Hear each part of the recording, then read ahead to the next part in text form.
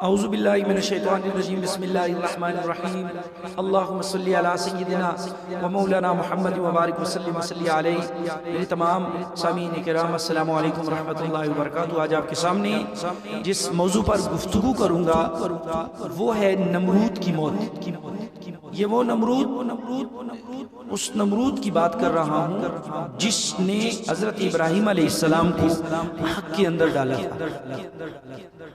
وہ جو بت توڑے تھے نا، پھر انہوں نے آگ جلائی، پھر ان کے بندوں نے، پھر اس نے ابراہیم علیہ السلام کو آگ میں ڈالا تھا۔ اس نمرود کی بات کروں کہ اس کی موت کیسی ہوئی۔ ایک مرتبہ اس نے ابراہیم علیہ السلام سے کہا کہ تمہارے رب کا وہ میں لشکر دیکھنا چاہتا ہوں جسے تم مجھے ڈراتے ہو، وہ لشکر میں دیکھنا چاہتا ہوں۔ تو بھی لشکر جمع کر اور میں بھی لشکر جمع کرتا ہوں۔ وہ 3 دن تک مسلسل وہ لشکر جمع کرتا رہا، بہت بڑا لشکر جمع کیا۔ حضرت ابراہیم علیہ السلام نے رب تعالیٰ سے دعا کی، اے رب تو اسے اپنا کمزور ترین لشکر دکھا دے۔ ایک بادل دکھائی دیا اور تو حضرت ابراہیم علیہ السلام فرمانے لگی کہ اس میں میرا رب کا، یعنی اس میں میرا رب کا لشکر ہے۔ اس بادل میں سے مچھر نکل کر پھیل گئے، مچھر نکلے اور پھیل گئے، اور نمرود کے جتنے ساتھی ان کے سواریاں موجود تھیں ان کے گوشت کھانے لگے، یہاں تک کہ ان کے صرف ہڈیاں باقی رہ گئیں۔ نمرود دیکھتا رہا بیچارہ اور کچھ نہ کر سکا۔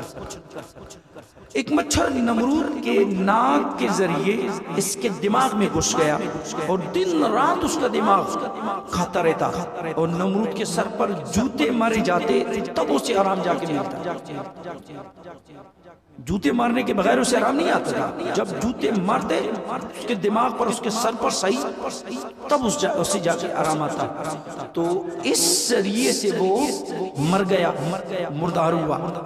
تو رب تعالیٰ ارشاد فرماتا ہے کہ ارادوا به کیدا فجعلناهم الاخسرین، انہوں نے اس کا برا چاہا تو ہم نے انہیں سب سے بڑھ کر نقصان اٹھانے والا کر دیا، کہ ان کی مراد پوری نہیں ہوئی اور اس کی کوشش وہ ناکام رہی۔